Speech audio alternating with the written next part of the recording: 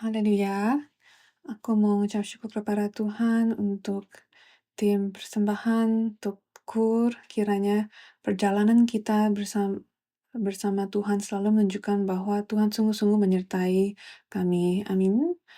Hari ini saya mau membagi sebuah khotbah dengan judul Korban Bakaran. Dan saya pernah menyebutnya minggu lalu bahwa untuk beberapa minggu ke depan ini kita akan mempelajari 5 korban persembahan yang disebut di dalam kitab Imamat. Dan mungkin kalian ingat bahwa awal tahun lalu kita mempelajari seluruh kitab Imamat dan kita sempat membahas tentang 5 persembahan utama ini. Dan mungkin kalian bertanya, mengapa kita mengulangi ini sekarang? Karena buku seri Sejarah Penebusan ke-12 diterbitkan dan ada banyak anggota gereja kita yang tertarik untuk mempelajari lebih dalam lagi mengenai persembahan. Dan sejujurnya, saya mau akui dan saya mau bertobat dari ini karena saya sempat berpikir bahwa ini adalah topik yang sangat berat dan ini adalah topik perjanjian lama, tentang persembahan perjanjian lama, dan pasti banyak yang tidak minat kali ya. Jadi saya sempat berpikir seperti itu bahwa ini akan menjadi sesuatu yang membosankan bagi kalian, tetapi melalui permintaan yang saya terima, saya berdoa kepada Tuhan dan saya percaya bahwa karena saya merasa ini Tuhan yang sedang menunjukkan kepada saya bahwa ada lebih banyak lagi berkat yang terkandung di dalam sini yang belum saya bagikan. Jadi saya berdoa dengan sungguh-sungguh ketika kita mempelajari ini, kiranya kita menerima berkat. Dan saya juga sempat kaget karena banyak permintaan dari kalian yang mau mempelajari tentang ini. Dan kita sudah membaca ayat bacaan kita yang utama yaitu dari Imamat 1 ayat 1-4 dan Imamat 6 ayat 8-13. Jadi sekarang mari kita awali dengan gambaran umum dari korban bakaran. Dan untuk seri ini saya akan ada struktur yang lebih jelas dan ada gambaran-gambaran untuk seri ini ya. Jadi gambaran umum korban bakaran. Pertama, etimologi dan arti. Kata Ibrani untuk korban bakaran adalah olah, yang berarti naik, yang menunjukkan bahwa seluruh persembahan bakar yang dibakar itu baunya naik kepada Tuhan. Jadi tujuannya adalah untuk menaikkan seluruh persembahan itu kepada Tuhan dan dinaikkan melalui asapnya. Dan dalam bahasa Yunani itu adalah holocauston yang juga adalah etimologi dari kata holocaust. Dan holocauston berarti membakar seluruhnya dan menandakan pengorbanan diri yang menyeluruh. Dan ingat, kita sedang mempelajari perjanjian lama. Kita sedang mempelajari cara perjanjian lama menaikkan persembahan. Dan kalau kita tidak dapat memahami bagaimana ini dapat diaplikasikan ke kehidupan kita sekarang, maka tidak ada artinya ini kan. Jadi marilah kita pelajari dengan sungguh-sungguh makna yang dikandung dari korban bakaran ini dan bagaimana kita dapat mengaplikasikannya kepada persembahan yang kita naikkan kepada Tuhan hari ini. Jadi dari etimologi katanya kita dapat melihat bahwa korban bakaran itu menunjukkan persembahan yang menyeluruh. Jadi seluruh kehidupan kita harus dipersembahkan. Jadi hal penting yang harus kita catat di sini adalah korban bakaran itu membakar seluruh persembahan itu dan itu menandakan pengabdian sepenuhnya kepada Tuhan. Dan kata Ibrani Khalil itu berarti persembahan bakaran yang utuh. Itu berarti utuh atau persembahan bakaran yang utuh. Jadi Tuhan bukan sedang minta kita untuk memberi kepadanya, tetapi Tuhan telah memberi. Tuhan telah terlebih dahulu memberi seluruh dirinya kepada kita. Yesus memberikan seluruh dirinya bagi kita. Jadi ini adalah sebuah hubungan. Ketika kamu mengasihi seseorang, ketika kamu menikahi seseorang, kamu pasti ingin 100% kasih orang itu kan? Gak mau membagi setengah-setengah dengan orang lain kan? itu adalah dosa kan. Jadi Tuhan juga sedang menunjukkan kepada kita kasih-Nya. Tuhan juga sedang ingin 100% dari kasih kita. Dan korban bakaran adalah korban yang paling representatif, dan ini muncul pertama di antara 5 persembahan utama. Dan kedua, jadi pertama itu gambaran umum, sekarang kedua itu saat-saat untuk persembahan bakaran. Jadi kapan persembahan bakaran ini dinaikkan? Satu, persembahan bakaran sukarela. Ini dipersembahkan secara sukarela untuk pengabdian diri, untuk bertobat, atau untuk ucapan syukur. Jadi ini adalah salah satu metode persembahan utama yang diberikan kepada Tuhan untuk berbagai alasan pribadi. Dan kedua, saat kedua adalah persembahan bakaran wajib, yaitu persembahan oleh imam atas nama seluruh Israel yang diperintahkan oleh Tuhan. Jadi persembahan wajib ini ada jenis-jenisnya juga. Ada persembahan bakaran wajib, jenis pertama adalah persembahan bakaran wajib yang harian. Jadi ini harus dinaikkan setiap pagi dan sore. Yang dipersembahkanlah seekor domba jantan berumur 1 tahun tanpa cacat, satu di pagi hari dan satu di sore hari. Jadi selama 365 hari dalam 1 tahun, ini harus dipersembahkan tanpa henti. Jadi bisakah kalian bayangkan berapa banyak domba setiap hari, berapa banyak domba dalam 1 tahun yang dipersembahkan.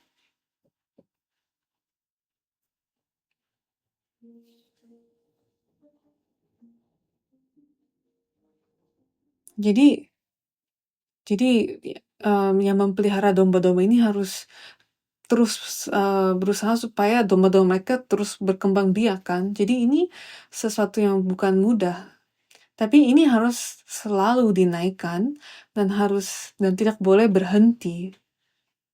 Dan persembahan bakaran sehari-hari tidak dapat digantikan dengan persembahan hari raya. Artinya ada hari raya Sabat, ada hari-hari raya istimewa lainnya, dan hari-hari raya itu ada persembahan khusus, dan persembahan harian harus terus lanjut. Jadi tidak digantikan oleh persembahan lain, tapi harus dilanjutkan, dan kalau ada persembahan lain, yaitu tambahan. Dan kita pun hari ini pun kalau kita menyembah Tuhan juga seperti itu, harus tidak boleh berhenti, harus terus-terusan. Jadi jenis persembahan wajib kedua adalah persembahan bakaran wajib pada hari raya dan hari-hari istimewa, yaitu pada hari Sabat. Kalau hari Sabat persembahannya adalah 2 ekor domba jantan. Kemudian ada bulan baru, itu persembahannya adalah 2 ekor lembu jantan muda dan 1 ekor domba jantan. Kemudian juga ada hari raya Paskah, hari raya 7 minggu, hari raya Sangkakala, hari raya pendamaian, hari raya pondok daun, dan semuanya ada jumlah korban bakaran yang sudah ditentukan. Dan korban bakaran adalah korban yang paling penting dalam hari raya. Lalu persembahan bakaran wajib jenis yang ketiga adalah pada situasi khusus, yaitu jika ada penabisan atau pelantikan imam, penyucian setelah melahirkan, pembersihan orang kusta, pemenuhan nazar, pengembalian tabut, persembahan kerajaan, dan sebagainya. Oke, sekarang poin nomor 3 adalah tentang korban bakaran itu. Jadi korban bakaran ada berbagai jenis, yaitu ada ternak besar yang adalah lembu jantan yang tidak bercacat, yaitu ada ternak kecil yaitu domba atau kambing jantan yang tidak bercacat, dan ada burung tekukur atau burung merpati muda. Dan ini semua tergantung kepada apa yang dapat dibeli oleh keluarga itu, apa yang mereka mampu beli. Lalu itu adalah jenis-jenis binatangnya, dan ada kondisinya. Kondisinya adalah satu, harus behema. Behema berarti itu adalah hewan peliharaan. Dan Jadi ini adalah hewan yang harus dipelihara di rumah. Nggak boleh hewan liar yang kita ketemu nih di hutan ada korban, ada lembu misalnya, lembu jantan tidak bercacat. Tapi itu liar gitu. Jadi itu tidak boleh dipersembahkan. Harus hewan yang dipelihara di rumah. Harus hewan peliharaan. Jadi hewan yang kita sayangi di rumah gitu. Kemudian kondisi yang kedua adalah dia harus sempurna atau tamim. Tamim, yang berarti sempurna, tanpa cacat, dan laki-laki. Tetapi untuk burung tekukur atau burung merpati, jenis kelaminnya tidak dibatasi. Hanya untuk lembu, domba, dan kambing harus jantan. Dan makna rohaninya adalah ini menunjukkan persembahan yang sempurna, yang menggambarkan penebusan dosa Kristus. Dan ini juga menunjukkan kepada kita, ketika kita menaikkan hati kita, ibadah kita kepada Tuhan, kita juga harus tanpa cacat. Tapi apakah itu mungkin? Apakah kamu sempurna hari ini? Apakah kamu tanpa cacat, tanpa dosa hari ini?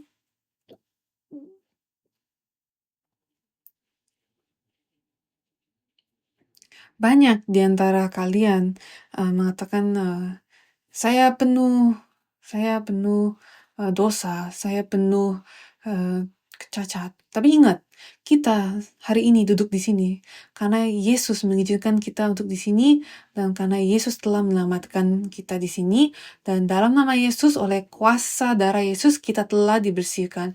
Kita datang ke sini dengan hati yang mau bertobat, hati yang mau bergantung kepada kuasa Kristus, dan itulah mengapa kita dapat dihitung sebagai tidak bercacat. Jadi itulah mengapa kita harus datang dengan hati yang bergantung kepada Yesus ketika kita beribadah. Kita harus datang dengan hati yang penuh pertobatan, yang bertobat dan bergantung kepada kuasa darah Kristus yang dapat menyucikan kita. Amin. Kemudian distribusi. Jadi setiap persembahan, korban persembahan ini ada distribusi yang lain-lain, apa yang diberikan kepada si penyembah, kepada imam, dan kepada Tuhan. Jadi distribusinya untuk setiap korban persembahan ini lain-lain. Dan untuk korban bakaran, imam menerima kulitnya dan sisa-sisanya dibakar di atas mezbah dan dipersembahkan kepada Tuhan.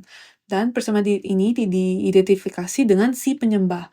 Sehingga persembahan ini melambangkan pengabdian penuh terkait dengan pengorbanan diri Kristus yang sempurna. Dan pertanyaannya adalah, mengapa kulitnya tidak dibakar? Kenapa kulitnya tidak dinaikkan kepada Tuhan? Nanti kita akan bahas di akhir, tapi simpan pertanyaan ini di dalam benak pikiran kalian dulu. Dan sekarang, keempat,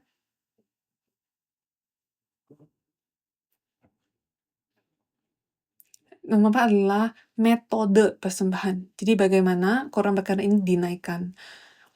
Dan langkah pertama adalah harus meletakkan tangan di atas persembahan ini menurut Imamat 1 ayat 4. Jadi yang menyembah ini, yang membawa persembahannya ini, dia harus meletakkan tangannya di atas korban bakaran. Dan ini menandakan bahwa dosanya telah dilimpahkan kepada hewan tersebut. Nah, dengan penumpangan tangan ini, hewan tersebut menjadi korban penebusan dosa bagi penyembahnya. Jadi semua dosa kita dipindahkan kepada binatang ini ketika kita meletakkan tangan kita atas binatang ini. Jadi kamu dan saya harus hati-hati kalau ada orang lain yang memegang kepala kita. Karena bisa saja bukan berkat yang ditransfer, tapi bisa jadi dosa yang transfer ke kamu. Kiranya hanya tangan Tuhan, tangan Yesus Kristus yang diletakkan di atas kepala kita. Amin. Dan ini, meletakkan tangan ini melambangkan bagaimana dosa-dosa kita dipindahkan kepada Kristus, dan melalui kematiannya kita menerima pembenaran. Jadi ketika Yesus datang, semua dosa-dosa kita ditransfer kepadanya, dan dia menerima semua dosa kita, dan melalui kematiannya kita menerima pembenaran. Tetapi bisakah kita mempercayai ini bahwa Yesus mati di atas kayu salib dan semua dosa-dosa kita dibenarkan? Dan Tuhan sedang mengatakan bahwa tidak ada dosa lagi dalammu, semuanya sudah diambil oleh Yesus Kristus. Jadi Alkitab mengatakan, kalau kita berdosa, maka kehidupan kita harus membayar harga dosa itu. Tetapi Yesuslah yang membayar harga itu untuk kita, supaya hidup kita tidak dimatikan. Dan itulah hadiah terbaik yang kita sebagai manusia dapat terima dalam kehidupan ini. Ketika Dia mati untuk kita, dan memberikan kepada kita kehidupan baru, kita dapat berpegang kepadanya. Jadi kiranya kita tidak pernah lepas dari Yesus dan tidak pernah lepas dari darah Yesus. Dan pada hari pendamaian, imam besar meletakkan kedua tangannya di atas kambing hitam ini sebagai tindakan mewakili seluruh masyarakat. Jadi kalau kita lihat di gambar sebelah kiri, satu tangan diletakkan, satu tangan itu melambangkan dirinya sendiri. Tetapi pada hari pendamaian, ketika imam besar meletakkan tangannya di atas kambing hitam untuk mewakili seluruh masyarakat, seluruh bangsa Israel, maka imam besar akan meletakkan kedua tangannya. Seperti pada gambar sebelah kanan. Dan kita harus membayangkan, domba ini adalah domba yang tidak bercacat, yang berperilaku baik. Dan dia tidak akan coba kabur. Dia akan menerima. Dia adalah domba yang sangat baik, yang sangat dikasihi keluarganya. Dan dia adalah dombanya pasti berpikir, saya sedang disayangi ketika imam besar meletakkan tangannya kepadanya, itu seperti dia sedang disayangi gitu kan. Tapi dombanya tidak sadar bahwa dia sedang menanggung dosa seluruh bangsa Israel. Dan inilah yang Yesus alami. Dia sangat murni, hatinya sangat murni. Yesus tidak berdosa, tapi dia menanggung seluruh dosa bangsa Israel, seluruh dosa kita semua. Yesus menanggung dosa seluruh umat manusia. Dan kita lihat di Imamat, kita lihat di Imamat 1 ayat 4 bahwa kehidupan binatang itu menggantikan kehidupan si penyembah. Jadi seharusnya si penyembah itu yang mati karena dosanya, tetapi hewan yang murni ini yang menggantikan posisinya dan mengambil dosanya.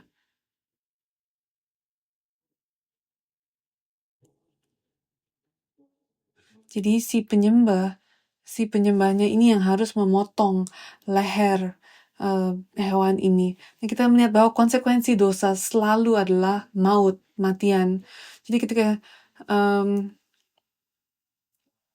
Jadi langkah keduanya adalah menyembelih persembahan ini. Dan apakah itu mudah? Hampir mustahil, bayangkan. Itu adalah hewan peliharaanmu sendiri yang kamu kasihi, hewan yang berperilaku baik, hewan yang murni, yang tidak bersalah, tetapi dia harus mati karena apa yang kamu lakukan. Tetapi tanpa ada penumpahan darah, maka tidak ada pengampunan. Dan apakah orang ini yang membunuh hewan peliharaan kesayangannya sendiri, apakah dia akan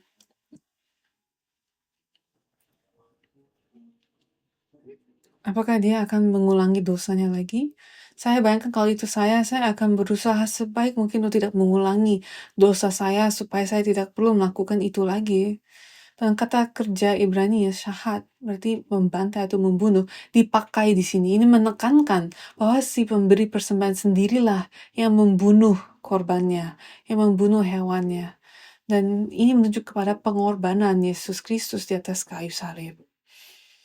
Lalu langkah yang ketiga itu percikan darah di mezbah. Jadi imam menerima darah itu dan memercikannya pada semua sisi mezbah di pintu masuk kamar pertemuan. Dan hal ini menunjukkan bahwa pendamaian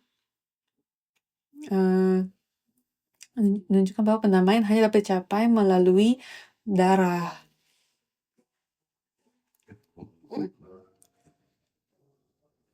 Dan Imam 17 ayat 11 mengatakan bahwa di dalam darah ada kehidupan, kan?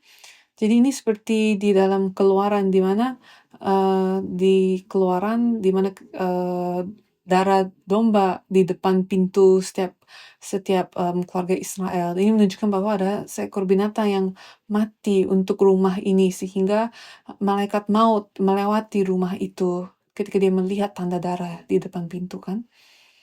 Dan kiranya darah Yesus Kristus juga ditunjukkan di dalam seluruh sisi kita dan menunjukkan kepada dunia bahwa orang ini telah diselamatkan oleh darah Yesus. Dan darah melambangkan kehidupan, jadi percikan darah itu melambangkan penebusan dosa dan pembersihan. Jadi darah Kristus diberikan bagiku, dan coba kita pikirkan dalam-dalam bagaimana kita dapat menjalankan kehidupan kita supaya orang-orang lain dapat melihat darah Yesus menyertai kita, bahwa kita hidup oleh darah Yesus, bahwa kita hidup oleh darah Yesus. Bagaimana kita dapat membagikan itu? Kita tidak dapat membeli sebuah darah dan secara harafiah kita berjalan-jalan dengan darah di sekeliling tubuh kita, kan? Bukan seperti itu. Tapi bagaimana dunia dapat mengenal kita sebagai orang yang dipercik oleh darah Yesus? Yesus telah memberikan kehidupannya bagi kita, dan kiranya kita juga menjalankan kehidupan yang menunjukkan itu kepada dunia.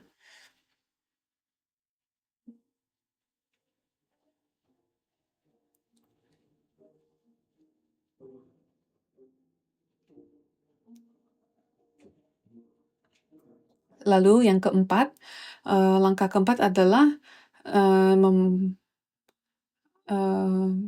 menguliti dan memotong persembahan itu menjadi bagian-bagian. Jadi kata Ibrani-nya menguliti adalah pasyat, yang mengerti menguliti seluruhnya, dan kata memotong itu netah, yang berarti memotong menjadi beberapa bagian. Jadi sekarang kita kembali ke pertanyaan yang pertama itu, mengapa kulitnya tidak dibakar tetapi diberikan kepada imam? Nah, kita harus ingat ketika Adam jatuh ke dalam dosa dan ditendang keluar dari Taman Eden, saat itu dia melihat dosanya, dan Adam dan Hawa coba menutupi diri mereka, tapi gagal, kan? Dan rasa malu itu berasal dari dosa kita, dosa dari menolak Tuhan. Rasa malu ketika mereka menolak Tuhan dan mereka berjalan menjauhi terang Allah. Dan Allah lah yang memberikan kepada mereka pakaian kulit. Dan untuk membuat pakaian kulit untuk menutupi dosa-dosa mereka, maka seekor hewan harus mati dan harus dikuliti, kan? Jadi kulit ini diberikan kepada imam, dan Adam itu seperti imam di Taman Eden, dan Tuhan memberikan kulit itu kepada imamnya di Taman Eden, itu Adam, untuk menutupinya. Dan nanti Yesus datang sebagai korban bakaran rohani, dan pakaiannya juga pakaiannya juga dipecah-pecahkan dan diberikan kepada kita. Kiranya kita menerima menerima pakaian Yesus. Kiranya itu menutupi kita. Dan di akhir zaman, ini adalah pakaian kemuliaan Tuhan yang akan menutupi kita. Dan itulah mengapa sisanya itu dibakar, tetapi kulitnya diberikan kepada imam. Jadi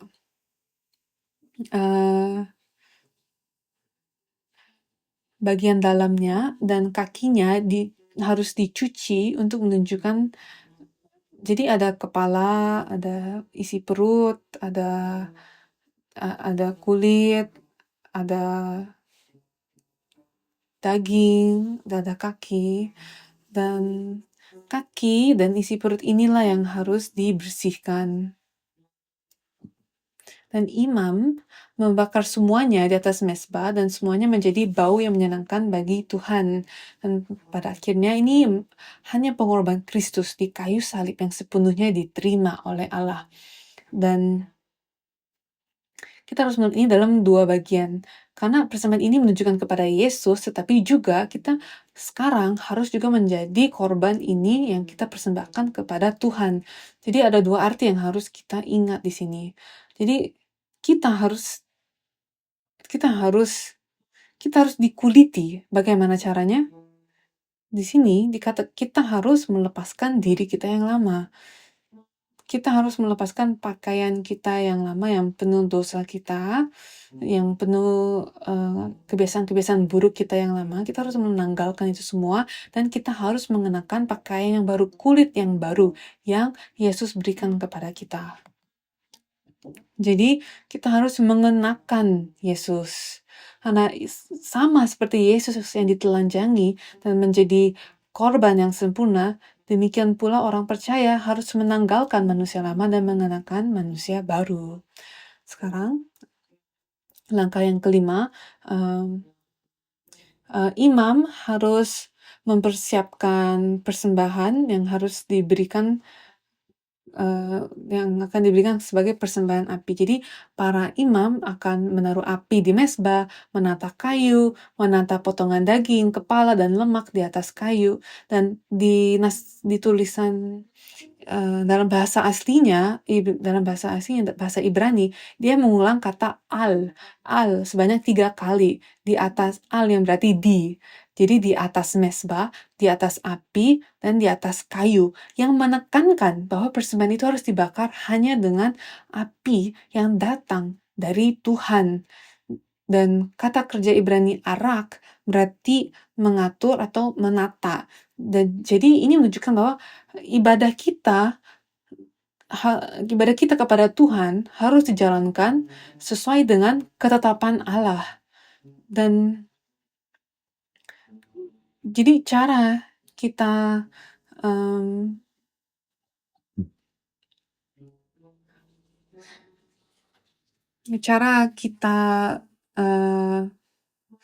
menaikkan ibadah kita, menaikkan persembahan kita kepada Tuhan itu harus sesuai dengan ketetapan-ketetapan Allah, bukan semau-maunya kita caranya. Dan ketetapan atau tata cara Allah ini adalah kebalikannya dari kekacauan. Karena Tuhan ada tata aturan yang jelas. Jadi ketika kita datang kepada Tuhan, kiranya semua kekacauan kita lenyap dan kita memasuki dalam tata cara Allah. Jadi hubungan kita bersama Tuhan pun harus ada tata cara. Ketika persembahan ini dinaikkan, Tuhan menurunkan api dan kita harus menggunakan api yang dari Allah itu untuk semua korban bakaran yang lainnya. Dan gimana caranya? Apinya harus terus menyala. Kita tidak boleh lepaskan api itu. Dan makanya ibadah kita pun tidak boleh menjadi ibadah dengan api yang aneh. Ibadah harus dipersembahkan sesuai dengan ketetapan Allah. Dan apa api ini? Apakah kita ada api di sini? Apakah kita ada persembahan di sini? Kita di sini sedang mempersembahkan kehidupan kita. Dan di mana apinya? Api melambangkan hadirat Tuhan. Api melambangkan firman Tuhan, hadirat Tuhan. Tetapi kita tidak dapat menggunakan api yang kita ciptakan sendiri. Kita tidak dapat gunakan api yang diciptakan oleh manusia. Kita tidak dapat memulai api itu. Api itu harus dimulai oleh Allah. Apakah kita memiliki api itu dalam kehidupan kita, atau apakah itu dimatikan? Jadi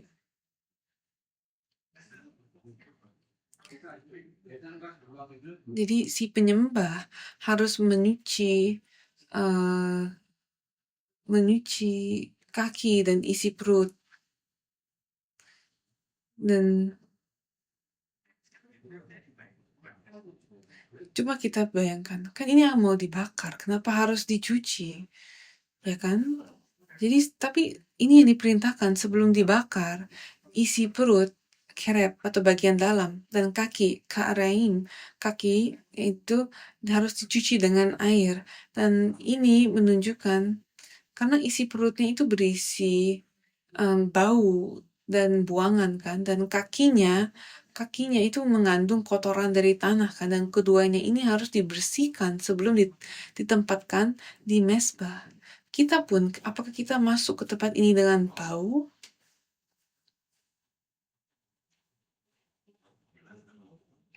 Dan bau itu berasal dari hati kita yang terdalam. Jadi ketika masuk ke sini, kita harus terlebih dicuci. Kita harus duduk, kita harus berdoa, kita harus minta Tuhan tolong bersihkan aku dengan air Roh Kudus-Mu. Tuhan tolong ampuni aku untuk perilakuku.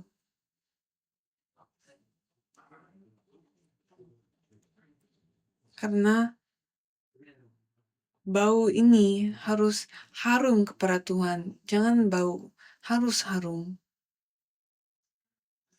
Dan secara rohani ini melambangkan kemurnian hati, keberadaan batin, dan kemurnian perilaku. Kaki itu menunjukkan jalan kehidupan. Jadi,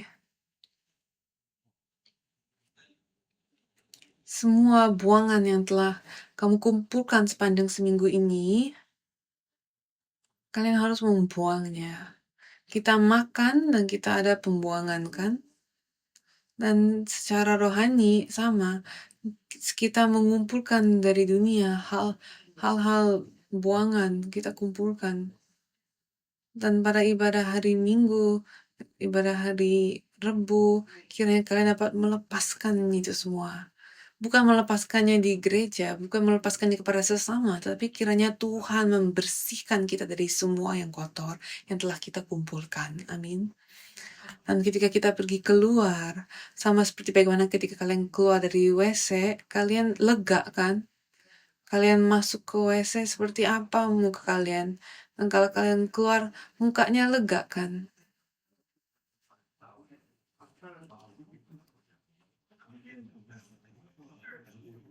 Jadi sama, ketika kalian masuk ke gereja, kamu datang dengan semua rasa duka cita, kesedihan, keberatan, dan ketika kalian keluar, kiranya kalian mengalami kelegaan. Dan yang ketujuh, imam harus membakar seluruh persembahan itu. Jadi imam harus membakar semuanya di atas mezbah sebagai korban bakaran, dan itu menjadi aroma yang menyenangkan bagi Tuhan. Dan yang menyenangkan Tuhan bukan darah atau lemak, atau bukan itu yang menyenangkan Tuhan, tapi yang menyenangkan Tuhan adalah ketika dosamu telah dibersihkan. Itulah yang menyenangkan hati Tuhan. Kata kerja kathar itu berarti menimbulkan asap atau naik seperti kemenyan, menunjukkan lebih dari sekedar pembakaran sederhana. Itu berarti naiknya aroma yang harum kepada Tuhan. Jadi kita menaikkan persembahan kita, puji-pujian kita, dan kita mengalami kepuasan, dan kita bisa keluar dari tempat ini dengan kelegaan. Kita dapat menyatakan bahwa kita memiliki darah Kristus, kita memiliki kehidupan yang baru, dan kita menjalankan kehidupan kita di mana kita dapat melepaskan aroma keharuman Kristus kepada sesama kita. Apakah kita dapat berjanji kepada Tuhan hari ini bahwa sepanjang seminggu ini kita akan menyampaikan aroma harum ini yang telah kita terima dari Tuhan kepada sesama kita? Kita akan membagikan aroma Kristus kepada sesama kita. Amin. Jadi ini menunjukkan pengudusan yang sempurna, di mana seluruh persembahan ini bukan sebagian, tapi seluruhnya diberikan kepada Tuhan. Dan inilah yang kita praktekkan, di mana kita menaikkan seluruh diri kita kepada Tuhan. Jadi aroma yang menyenangkan mengindikasikan istirahat dan kepuasan Allah, yang merupakan gambaran dari pekerjaan Kristus yang dapat memuaskan murka ilahi. Dan api itu berasal dari Tuhan dan harus terus dipelihara. Dalam perjanjian baru, hal ini merujuk kepada api Roh Kudus. Jadi bagaimana kita dapat menjaga agar api ini tidak padam? Katakanlah kalian adalah imam dalam perjanjian lama. Apakah api ini dapat padam ketika kalian tidur? Tidak bisa. Inilah mengapa imam itu bergantian menjaga api, agar mereka menjaga supaya bahkan saat malam hari, api itu tetap nyala. Apinya tidak pernah mati. Mereka harus menjaga supaya itu terus menyala. Jadi, korban bakaran itu tetap berada di atas perapian mesbah itu sepanjang malam sampai pagi. Dan pagi, jadi mereka harus menjaga agar api ini yang diturunkan, api ini yang diberikan dari Tuhan, harus terus dijaga dan tidak boleh padam. Kita pun sama.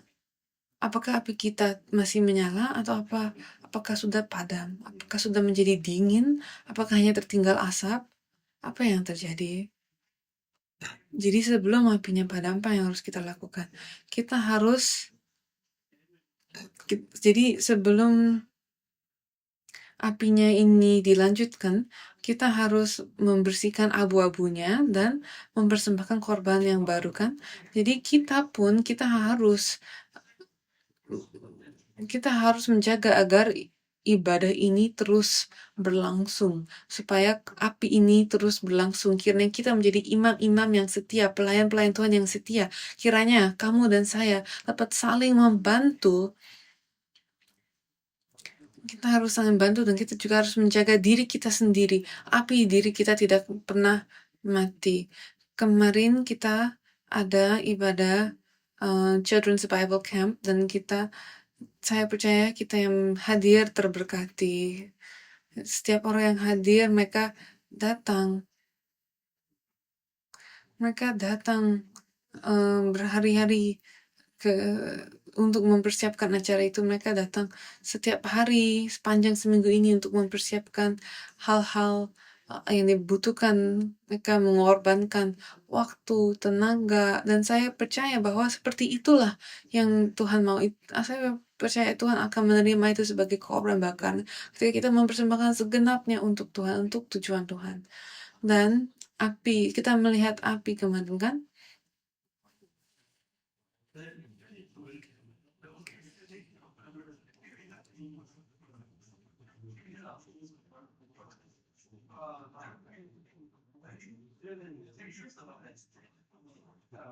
Dan ketika acara Children's Bible Camp selesai, saya juga saya langsung beritahu mereka jangan lupa berkumpul untuk meeting ini dan meeting itu. Jadi acaranya tidak pernah habis.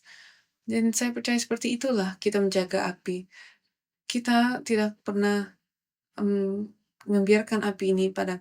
Kita boleh lelah, kita boleh capek, tapi kita harus terus lanjut. Kita harus terus bertemu, kita terus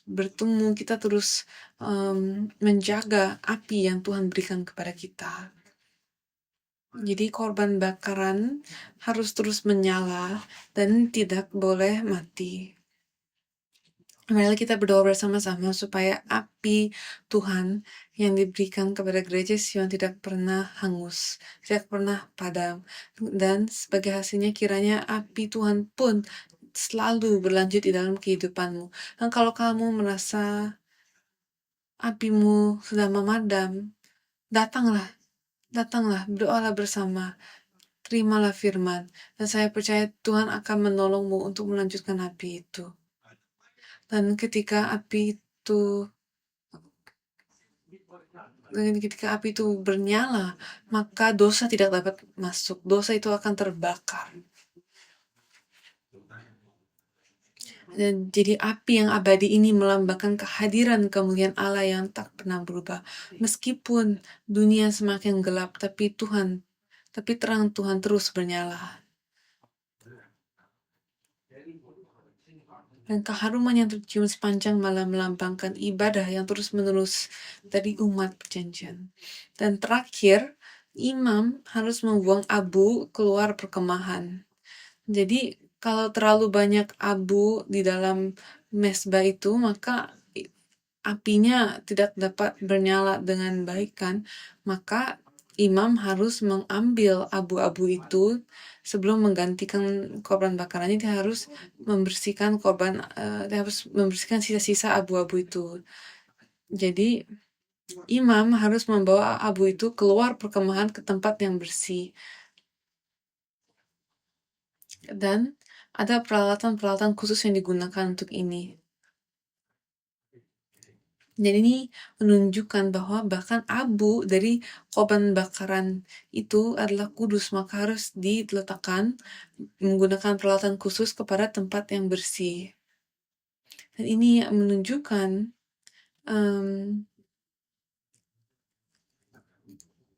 jadi bahkan abu dari apa yang telah disucikan itu tetap kudus, apa yang telah dipersembahkan itu tetap kudus. Dan dengan demikian harus ditempatkan di tempat yang bersih kan. Dan penggenapannya dalam Kristus adalah Yesus menderita di luar pintu gerbang untuk menguduskan umatnya. Oleh karena itu orang percaya dipanggil untuk datang kepadanya di luar perkemahan. Dan Yesus sisa dan kesimpulan, kiranya kita tidak hanya menyembah Tuhan pada hari Minggu saja, tapi dengan segenap kehidupan kita.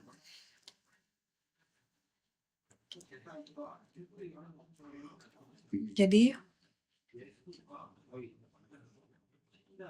Yesus menjadi korban bakaran yang melambangkan kita. Dia mempersatukan kita dan mewakili kita. Dan korban bakaran juga menunjukkan penebusan dan pemurnian. Jadi marilah kita pemurnian di mana ada pengampunan dosa dan ada hidup yang baru. Jadi ketika kita mempersembahkan kehidupan kita, kita dipersatukan dengan Kristus, dan ketika kita dipersatukan dengan Kristus, kita diberikan kehidupan dia yang baru. Dan saya berdoa dan saya percaya bahwa kehidupan baru yang kamu terima dari Kristus adalah kehidupan yang kekal. Dan kita harus mengenakan manusia yang baru, di mana kita dan ini menunjukkan proses menguliti dan memotong, di mana orang percaya harus menanggalkan manusia yang lama. Kita harus mengenakan Kristus. Dan korban harian dan korban hari raya ini menunjukkan persembahan harian hari raya. Ini menunjukkan pengabdian kepada Tuhan pada waktu-waktu biasa dan waktu khusus. Ini menekankan ketaatan pada perjanjian.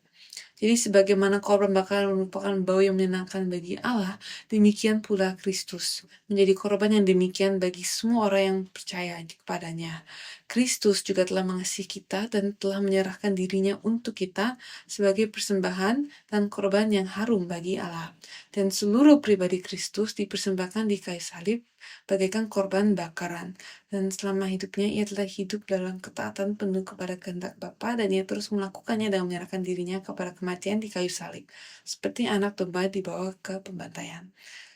Dan kita juga lihat di Efesus 5 ayat 2.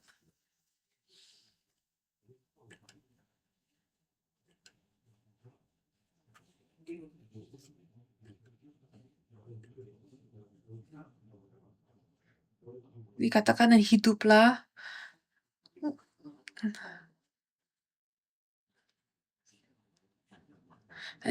di dalam kasih sebagaimana Kristus juga telah mengasihi kamu dan telah menyerahkan dirinya untuk kita sebagai persembahan dan korban yang harum bagi Allah. Jadi dua hal, bagaimana kita dapat menunjukkan bahwa saya memiliki darah Kristus Dan kedua, bagaimana orang lain dapat menikmati harumnya ini, harum Kristus ini. Pernahkah kalian pernah berjalan pinggir jalan dan mencium bau yang harum? Toko roti mana ini? Harum sekali kan? Dan itu membuat orang mengalami aroma itu merasa senang kan? Merasa tertarik. Dan kiranya kehidupan kita pun menunjukkan aroma yang harum yang membuat orang-orang tertarik untuk mengikut kita masuk ke dalam rumah Tuhan, ke gereja. Terakhir, Roma 12 ayat 1, karena itu saudara-saudara demi kemurahan Allah aku menasihatkan kamu, supaya kamu mempersembahkan tubuhmu sebagai persembahan yang hidup, yang kudus, dan yang berkenan kepada Allah. Itu adalah ibadahmu yang sejati. Kiranya ibadah Sion selalu menjadi ibadah yang sejati yang menyenangkan Tuhan. Amin. Mari kita berdoa. Allah Bapa, terima kasih untuk berkat-Mu, terima kasih untuk kasih karunia-Mu, terima kasih karena Engkau telah mengirim Yesus Kristus menjadi korban bakaran yang sempurna yang dinaikkan untuk kita. Bapa, sekarang kami mau juga meninggikan diri, menaruh diri kita ke dalam tangan-Mu, Bapa, kiranya Engkau menerima kami. Dan kami percaya bahwa Engkau telah memberikan kepada kami kehidupan yang baru melalui darah Kristus, Yesus Kristus. Bantulah kami untuk sadari dan bantulah kami untuk dapat menikmati kehidupan yang baru di dalam Kristus. Dan ketika kita menjalankan kehidupan kita, ketika kita menyembah-Mu, kiranya kita memiliki aroma yang harum itu yang menyenangkan hati-Mu. Kiranya aroma yang harum itu menarik banyak orang untuk menerima darah Kristus. Terima kasih untuk kasih karunia-Mu dalam nama Tuhan Yesus kami berdoa dan mengucap syukur. Amin.